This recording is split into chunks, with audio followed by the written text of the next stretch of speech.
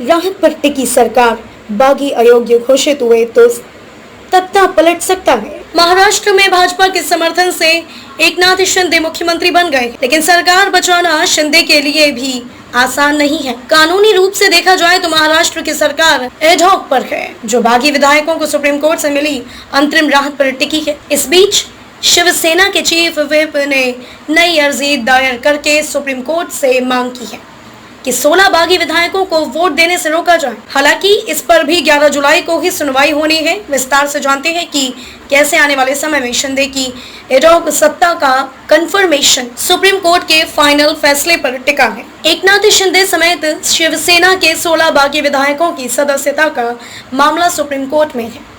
Court ने बागी विधायकों को 12 जुलाई तक जवाब देने के लिए अंतरिम राहत दी थी। मामले की अगली सुनवाई 11 जुलाई को होनी है, जिसमें महाराष्ट्र पुलिस, डिप्टी स्पीकर, केंद्र सरकार और शिवसेना से जवाब मांगा गया है। दिलचस्प बात यह है कि पहली सुनवाई में राज्यपाल पार्टी नहीं थे।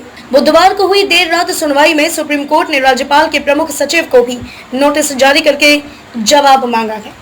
इसके बाद गुरुवार को राज्यपाल ने शिंदे को सरकार बनाने का आमंत्रण देकर शिवसेना में उनके दावे को मजबूत कर दिया। ऐसे में कोर्ट में विचाराधीन केस में राज्यपाल द्वारा शिंदे को सीएम के तौर पर आमंत्रण से सरकार पर संकट बढ़ गया है। उद्धव खेमे के चीफ व्हिप के अनुसार जिन विधायकों के खिलाफ अयोग्यता मामले की सुनवाई चल रही है, उनकी विधानसभा की कार्यवाही में शामिल होने पर प्रतिबंध लगाया जाए। उनका यह भी तर्क है कि उद्धव ठाकरे को शिवसेना के संगठनात्मक चुनाव में अध्यक्ष चुना गया, इसलिए वे ही असली शिवसेना है। उनके वकील के अनुसार शिंदे गुट ने कोई विलय नहीं किया है, इसलिए उनकी वैधानिकता के बारे में चुनाव आयोग ही फैसला कर सकता है। कोर्ट ने नई अर्जी पर 11 जुलाई को ही सुनवाई करने के लिए कहा, जिससे उनके वकील भड़क कर बोले कि डेमोक्रेसी का डांस नहीं चल रहा। इस पर कोर्ट ने कहा कि वे आंख खोलकर बैठे हुए हैं और स्थिति पर उनकी नजर है। 16 बागी विधायकों की सदस्यता रद्द करने और डिप्टी स्पीकर के खिलाफ अविश्वास प्रस्ताव का मामला सुप्रीम कोर्ट में। एक अन्य मामले में महाराष्ट्र में स्पीकर पद पर